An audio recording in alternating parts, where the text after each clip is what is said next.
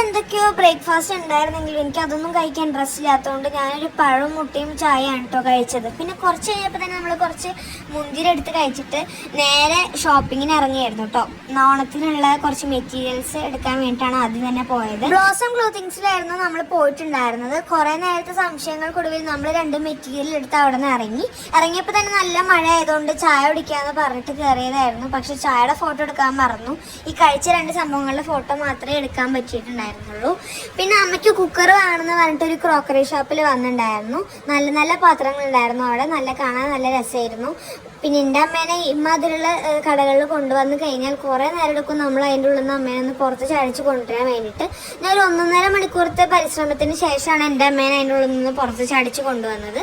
പിന്നെ അതിന് ശേഷം നമ്മൾ നേരെ പൂക്കളം ഇടാൻ വേണ്ടിയിട്ട് പൂവ് വാങ്ങാനായിരുന്നു പോയിട്ടുണ്ടായിരുന്നത്. അതും കൂടി വാങ്ങിയിട്ട് നമ്മൾ നേരെ വീട്ടിലോട്ട് പോരുമായിരുന്നു. അപ്പം ഇത്രയൊക്കെയുള്ളൂ. ബായ്.